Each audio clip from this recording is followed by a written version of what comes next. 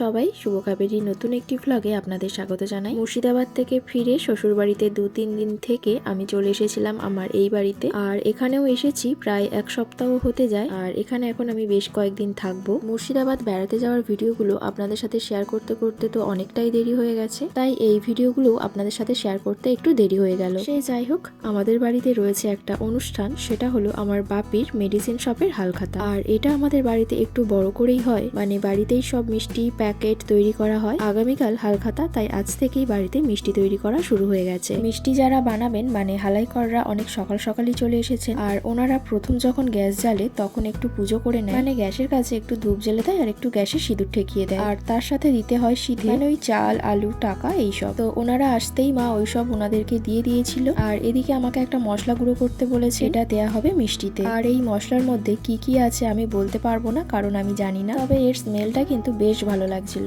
যাই হোক, এদিকে মিষ্টি বানানো শুরু হয়ে গেছে। প্রথমেই হচ্ছে পান্তুয়া। আমাদের 2 রকমের মিষ্টি হবে এবছর, পান্তুয়া আর বোঁদে। গত বছর 3 রকম করা হয়েছিল। আমাদের বাড়িতে প্রতি বছরই হালখাতাতে বাড়িতেই মিষ্টি বানানো হয়। আর এই মিষ্টিগুলো যখন বানায় তখন দেখতেও কিন্তু বেশ ভালো লাগে। আর এদিকে প্রথম করা পান্তুয়া ভাজা হয়ে গিয়ে এখন রয়েছে রসের মধ্যে, আর ওদিকে এখন দ্বিতীয় করা পান্তুয়া ভাজা হচ্ছে। আর এদিকের এই গামলিগুলোতে মিষ্টির রস বানিয়ে রেখে দেওয়া হয়েছে। 1 কড়া করে পান্তুয়া ভাজা হবে আর এই রসের মধ্যে রাখা হবে। প্রতি বছরই আমাদের ঘরের এই পাশের ওপরে পলিথিন দিয়ে ভালো করে ঘিরে এই জায়গাটাতেই মিষ্টি বানানো হতো, কিন্তু এবছর ওদিকে আর ঝামেলা না করে আমাদের বাড়ির সামনেই এই জায়গাটাতেই মিষ্টি বানানো হচ্ছে, কারণ এখানে দাদার গাড়িটা রাখা হয় আর ওপরে তাই পলিথিন দিয়ে ঘেরাও রয়েছে, তাই ওদিকে আর এক্সট্রা করে কাজ বাড়ানো হয়নি।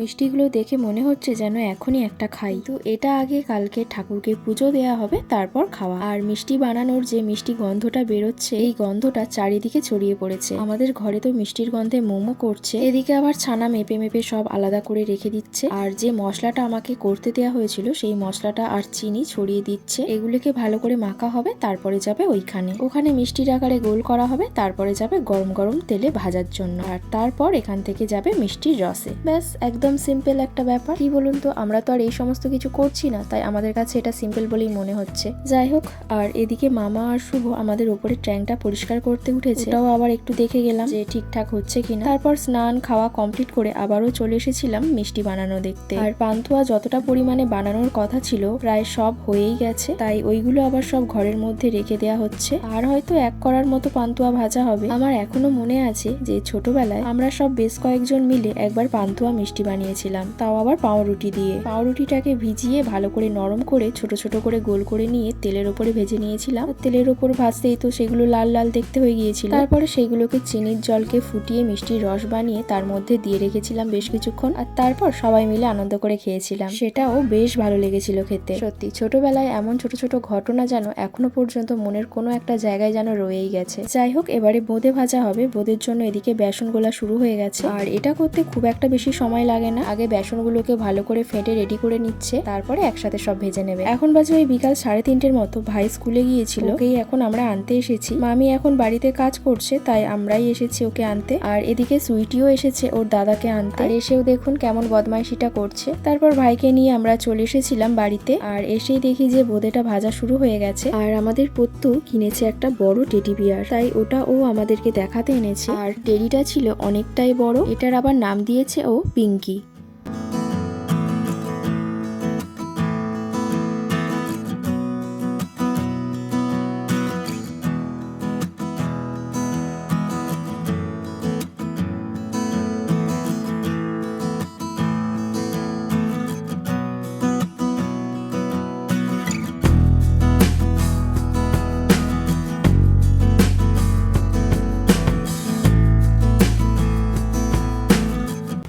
তারপর সন্ধ্যাবেলায় সবাই মিলে খাওয়া হলো চা। আর মিষ্টি বানানোও প্রায় শেষের পথে। বোঁদে ভাজার পর বেসন একটু বেশি হয়, এটা প্রতি বছরেরই গল্প। তাই আমরা কি করি, ওনাদেরকে বেগুন দিয়ে দিই, ওনারা আমাদেরকে বেগুনি ভেজে দেন। তাই এবছরও তার অন্যথা হয়নি। 2টো বেগুন, কয়েকটা কাঁচা লঙ্কা আর কয়েকটা ধনেপাতা দেওয়া হয়েছে। এগুলো বেসন দিয়ে ভেজে তারপরে সব খাওয়া হবে। ধনেপাতার পকোড়া আমি সত্যি বলতে আগে কখনোই খাইনি, তবে এবারে মুর্শিদাবাদে গিয়ে খেয়েছিলাম প্রথমবার, তাই আজকেও বানাতে বললাম। আর এদিকে আমরা মিষ্টির খালি প্যাকেটগুলো বানিয়ে নিচ্ছি আজকে, কারণ কালকের আর আর সময় হবে না, কালকের এই খালি প্যাকেটের মধ্যে মিষ্টিগুলো ভরতে হবে। বিকাল থেকেই প্রায় টুকটুক করে 100টার মতো প্যাকেট আমি করে ফেলেছি। এখন আবারও বসলাম, মোটামুটি 1000টার মতো প্যাকেট রয়েছে, এর মধ্যে 800টা প্যাকেট আজ করে রাখবো।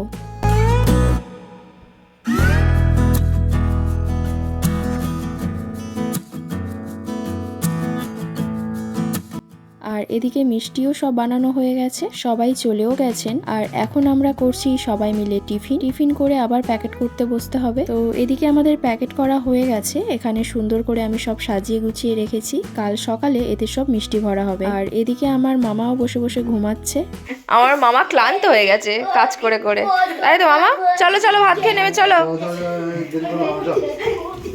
সব মিষ্টিগুলো এখানে রেখে দেওয়া হয়েছে, এগুলো এবারে ভালো করে চাপা দিয়ে রাখতে হবে যাতে না কোনো পোকামাকড় এর মধ্যে ঢুকতে পারে। আজকে তো এইভাবেই দিনটা কেটে গেল, কালও অনেক কাজ রয়েছে। সে যাই হোক, চলুন তবে আজকের ভিডিওটা আমি এখানেই শেষ করছি। আপনারা সবাই ভালো থাকবেন, সুস্থ থাকবেন, দেখা হচ্ছে আবার পরের ভিডিওতে। আর আমার ভিডিওগুলো যদি আপনাদের ভালো লেগে থাকে তাহলে প্লিজ আমার চ্যানেলটিকে সাবস্ক্রাইব করে নোটিফিকেশনটা অল করে রাখবেন। আর ভিডিওটি ভালো লাগলে একটি লাইক করবেন এবং কমেন্ট করবেন। চলুন আজকের এই পর্যন্তই, দেখা হচ্ছে আবার খুব তাড়াতাড়ি পরের একটি ভিডিওতে।